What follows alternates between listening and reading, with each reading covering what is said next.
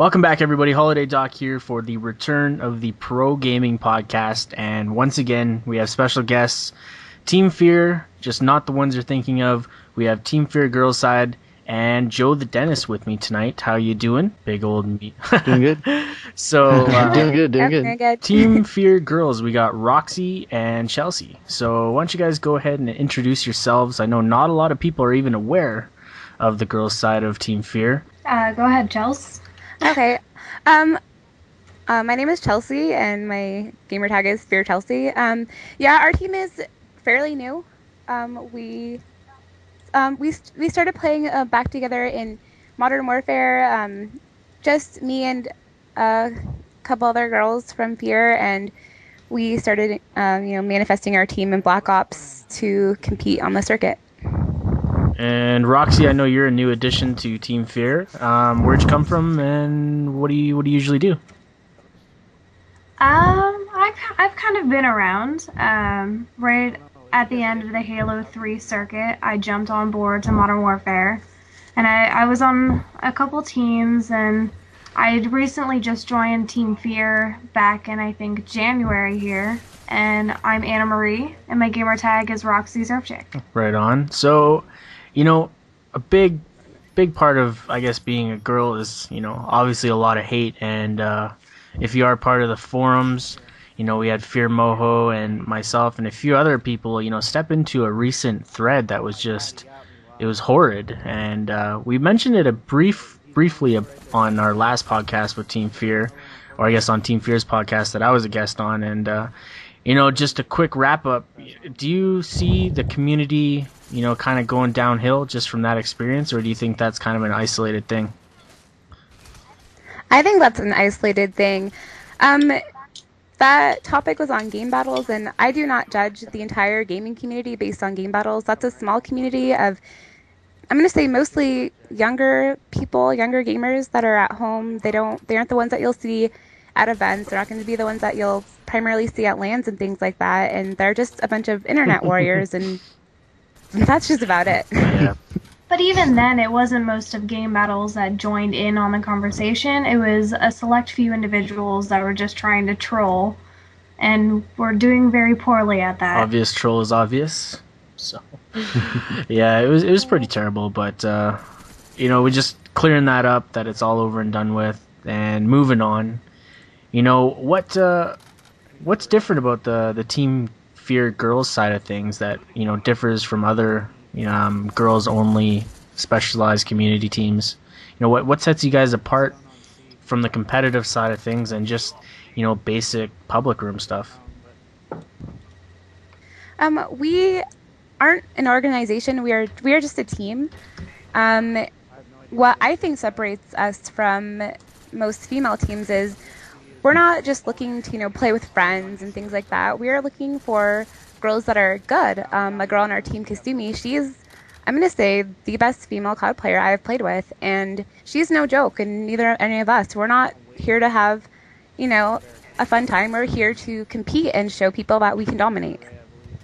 Roxy, what about your last team? Did you was it an all girls thing as well, or? Yes, I used to be a part of the Gunner Girls for about 2 months for Modern Warfare, and nice group of girls, but unfortunately when it came to being serious about competing, it just wasn't that they weren't at the level that I was ready to go at any event, anytime. Yeah. And Chelsea, I think we met right at the beginning of Modern Warfare 2 while you were still Team Foxy. Had a couple good games against each other, played some scrims and whatnot. Now, Team Foxy didn't quite last it out, and obviously you joined Team FeaR. What made you make the switch? At the time, I was in between teams. I wasn't really playing with anybody. I was just playing Modern Warfare 2 pubs, doing some friendly GB teams here and there, and I ended up approaching Moho about wanting to get help with a female team, and later on he told me that he was creating a female FeaR team, and I got connected with a couple girls from the team, and it just formed from there. Who do you guys got on your roster so far? On our roster so far, it is myself, um, Roxy, Kasumi, and we have our newest recruit right now, who is Haley. Yeah, and you're all set for the PS3 side of things, or are you still going to be focusing on Xbox? Right now, we're practicing on Xbox. What we've noticed is the competition on Xbox is much stronger than PS3, so we will practice on 360 for the experience and the competition. But when it comes down to time to get used to the PS3 and things, we will be playing on PS3 as well. So we're gonna do both. We're gonna do game battles on PS3 and Xbox. Yeah, a lot of teams are kind of saying the exact same thing. Is the Xbox, is the competitive side of thing, and the PS3 is lacking heavily as far as skill and even competition. And most of the competition on the PS3 is Xbox teams that have recently bought PS3s. So, I know that you briefly mentioned that you have 3 out of 4 girls with PS3s, and you're just waiting on a fourth. When you get that fourth, do you think that's going to be your set roster, or are you going to be looking for any sort of substitutions or even a backup player?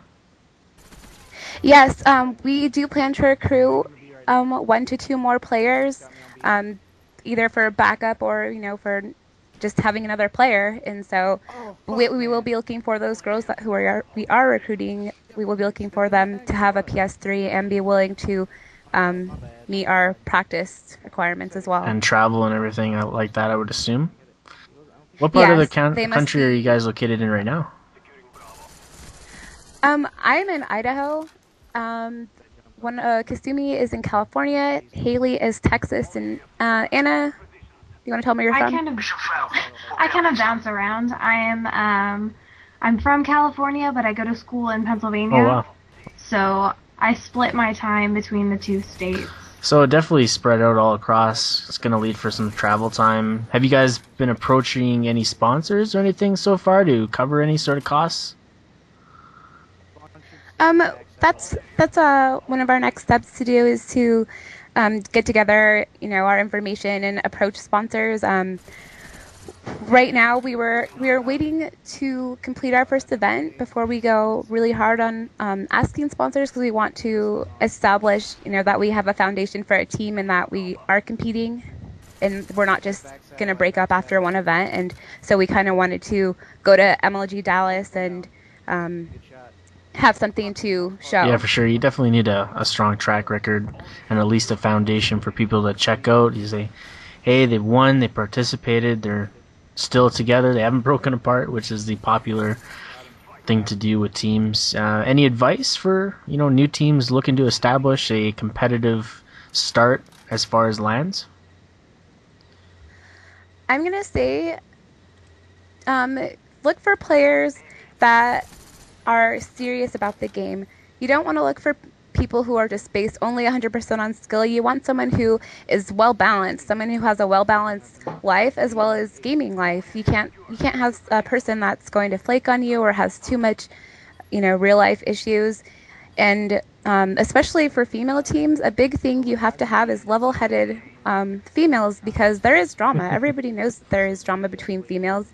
But what separates a good female team versus a bad one is the females that can overcome the drama and blow things off and take criticism from each other. Those are the girls who will make it. I think that goes both ways. Even for guys teams, there's a lot of Yeah. people that really can't take criticism, and we just seen a couple. Like we've seen major roster cuts throughout. I think all of the top teams, and it's really surprising. And a lot of the back end stories are pretty much the same. It just seems like nobody's getting along. Everybody thinks that they could get bigger somewhere else, and pretty surprising to be honest. I was really expecting teams to come out of the gate on Black Ops and really stick it together and at least not make any major roster changes till after the first event. But with PS3 really putting the money down on MLG to get an exclusive PS3 circuit, it really postponed a lot of events. So I guess people just couldn't sit still long enough, and I guess it'll be interesting to see these new teams kind of show up at LAN events. How do you guys expect to place in the first couple events, or at least the first event? Do you guys have any expectations, any sort of a standard that you're looking for? We expect to do well. We're really pushing ourselves right now, practicing every single night. Um, and my expectations for the first event is to make it, past the first round. That's that's I think that's that's everybody's. my goal. I've had a lot of people come at me and say, "You'll never make it past first round. Good luck." And so my goal is to make it past first round to show people that we're serious. Definitely. I think it'd be pretty good. There's really not a lot of top end female teams. Do you think Team FeaR will be one of the first to place, top 8 in people's conversations? I believe that we can be there this year. We've all put a lot of time into this and a lot of energy, and um, we are all really dedicated. This is something that we want to do, and I believe that we have all found each other, and we've all came together as a group of females that really, really wants this just as much as any other top Call of Duty team. It definitely. Roxy, so you said you were on the back end of the Halo 3 circuit. Did you manage to participate in any LAN events yourself? Other than local tournaments and a couple other tournaments, I have gone to MLG events for Halo Yep. 3. I went to MLG Dallas with, I apologize, I'm sick right now, so I'm losing my voice. I went to MLG Dallas with a group of friends. Of course, we got smacked around terribly. And then I went to MLG Anaheim '09, and I was a part of the PMS clan way back then. Was that another all female group as well? Yep, that was an all-female group. What do you think changes from the online play to LAN play as far as teams? What do you think are the major I don't know how to say it um, factors that change? I would have to say it's definitely the event itself. Many, like for MLG Anaheim, the guys on the other side of the table couldn't handle the fact that we were trash talking them as much as they were trash talking us. And it's all a head game that LAN events are. You can't really do that if you're playing pubs or if you're playing scrims because you only have that brief moment of time if you're dead in search or in between in lobby. And unlike that in LAN, you can just yell things at all times and it's easier to mess with your opponent. Is that part of than I your would playbook? say. Is to mess with them? That's my playbook, but that's always been my personal strategy. How do you usually go about it? Like, what do you try to strive for? In pertaining to what? Getting in their head, messing with them. I can't really tell you, only because it's one of those Okay. secrets that until you witness want it in anybody its full glory. No, no. don't want anybody practicing, trying to stay focused. No, that is not my goal. They should not. All right, Chelsea, what kind of LAN events have you been to? I haven't been to anything major, such as MLG. I'm more of a local LAN warrior. I dominate, the local LAN centers here, the ones that have popped up in the last several years. Do you get the stare down from male competitors when you show up, or what? Yeah, I've gotten shit talking and guys just like, "Oh, why are you here?" But I think after the first 5 minutes of me being there, they're more afraid of me than I, Yeah, for sure. than I'm afraid of any of them there. I just I just don't back down when it comes to trash talking or intimidation. If you're going to try and intimidate me, I guarantee I will be twice as intimidating as you ever will be to me. It's just how the kind of person I am. You can talk shit to me, and you better be able to take what you dish out at me, because I promise it will be worse. Do you have a favorite line you like to use? Is it podcast appropriate? Absolutely. Well, usually I tell kids they're little faggots. That's one of my favorite words. Call kids bitch tits. That's another one of my favorite words. That makes people offline very, very uncomfortable when you call them a bitch tits. That's one thing I've noticed. Online, it doesn't bother people so much, but when you say it to somebody's face, they really don't know what to say to They you. just stare back. Yeah. Did she just say that? Oh, yeah. All right. So, moving on to other things. Rapid fire was recently removed from the MLG side of things. Positive, or what's your take on that? I'm glad they removed it. On Xbox, it didn't really bother me that much, but on PS3, it was ridiculous. Everybody's running around with the AK rapid fire steady aim. Oh, yeah. I think steady aim should be the next thing that goes. I think it's if we're talking high end competition, I don't want to see people spraying from the hip. I want to see people aiming down sights and showing me what kind of ADS they have. And steady aim definitely takes away from that. If if they are looking to remove another perk, I hope that's the second one they got in mind. But who knows? Joe, we're gonna What's finally up? involve All you, right. Mr. Hey, Joey, all right. and I don't want to keep this strictly competition side of things because there's a lot of viewers of mine that the heavy end of competition really isn't their thing. So, a big thing that has been in people's minds lately is their YouTube channels. I know Team FeaR is just starting to get their YouTube channels off the ground. And does Team FeaR girls have their own separate channel going yet? We all have our individual channels. We don't have a team channel specifically, Okay. though. Well, I'll definitely link your guys' channels down below after this. But, Joe, you're a up and coming commentator per se. What are you trying to do with your channel? Like, what was the goal? What was everything behind your idea into, hey, I'm gonna finally make the jump from viewer to producer?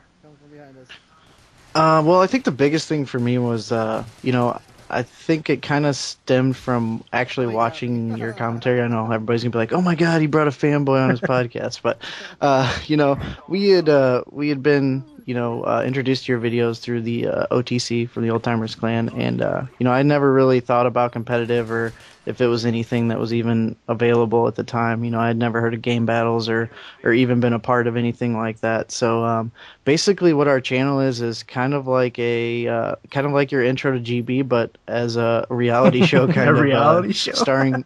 Yeah, kind of starring me and Lloyd because it's kind of our foray into game battles and just our learning process, what we're learning from it, how we're adapting and that kind of thing. It's not, I'm not going out there saying this is